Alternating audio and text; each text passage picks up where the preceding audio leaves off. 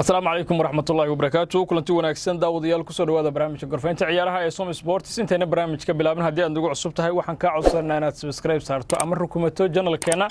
si aad u hesho wararka ciyaaraha ee aanu ku baahino halkan Som Sports qodobada aanu barnaamijka idinku hayno waxa kamid ah Barcelona oo war ka soo saartay xaaladda xidigeeda Lionel Messi waxaan warbixin idinkaga haynaa Kylian Mbappe miyuu safan karaa kulanka RB Leipzig ee afardhamaadka ay PSG la ciyaari doonto tartanka Champions League warbixin ayaan idinkaga haynaa tababarayaasha kubadda cagta ee u dhashay dalka Jarmalka oo taariikh cusub ka sameeyay Champions League sanadkan kadib markii saddex tababaro u dhashay dalkaasi Jarmalku ay gaareen afardhamaadka warbixin qusaysa arintaas ayaan idin haynaa waxaan sidoo kale warbixin idinkaga haynaa muxuu salka ku hayay dagaalkii xalay garoonka ku dhexmaray xidigaha Manchester United ee Bruno Fernandes iyo Victor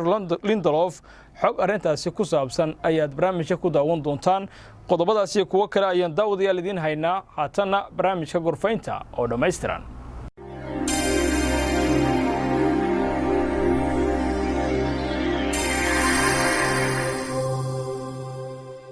markale kuna wacan daawadayaal haatana barnaamijka gorfaynta oo dhameystiran aynu ku bilownahay kooxda Barcelona ayaa soo saartay xog cusub oo qusaysa kabtankeeda Lionel Messi kadib guuldaradii weyneed ay ka soo gaartay kooxda Bayern Munich ayaa la hadal hayay inuu xidigu ka tagi doono kooxdiisa kooxda Isbaanishka ayaa sheegtay in xidigooda ugu muhiimsan safka koowaad ee kooxda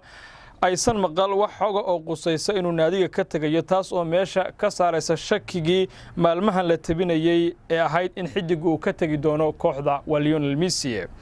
doocda kale musharaxa ugu cadcad badalka tababaraha haatan ee Barcelona Kiko Setien ayaa ah ninka lagu magacaabo Ronald Koeman oo kamid ah halyeeyada Barcelona waxa sidoo kale la hadal hayaa inuu midkood noqon karo tababaraha xiga ee Barcelona labada tababare ee lagu kala magacaabo Mauricio Pochettino oo horey u soo maamulay Tottenham iyo Espanyol iyo halyeeyigii Bulgarian Xavi Hernandez oo xidigaha waaweyn ee kooxda qaarkood ay doonayaan in loo dhiibo hoggaanka naadiga Barcelona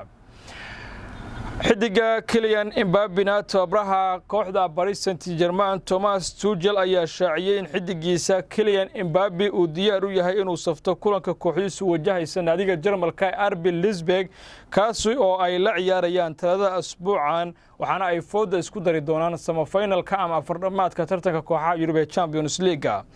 Thomas Tuchel ayaa yiri Kylian Mbappe wuxuu ciyaaray 30 daqiiqo kulankii Atlanta mana jirin wax astaan xun oo uu muujiyay wuxuu helay 6 bari oo uu kaga soo kabto dhaawicii soo gaaray dabcan wuxuu ku soo bilaaban karaa kulanka RB Leipzig ee talaadada ayuu yiri tababaraha Jarmalka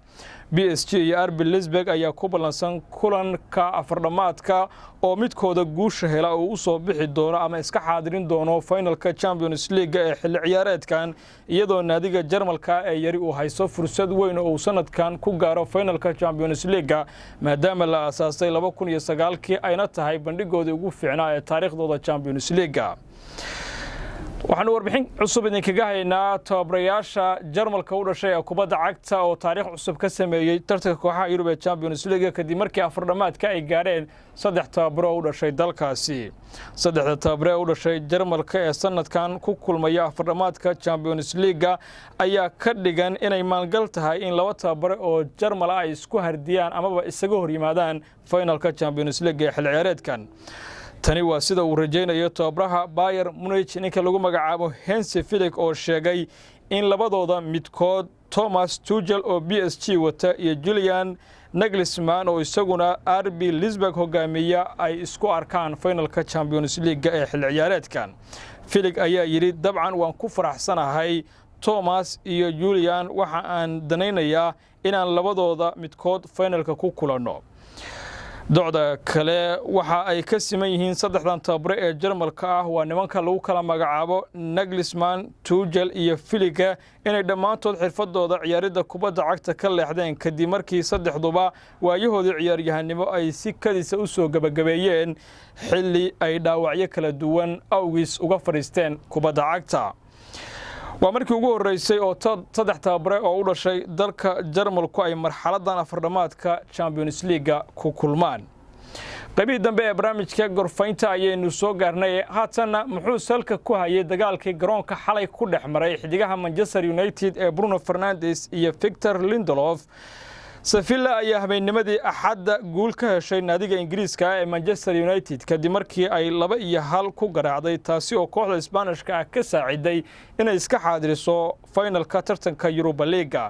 inkastoo Manchester United ay qaybtii hore ee ciyaarta hoggaanka la wareegtay haddana Sevilla ayaa guul soo daahday heshay taasi oo soo shaac saartay dhaliilo dul hoggaanaya daafaca kooxda Red Devils.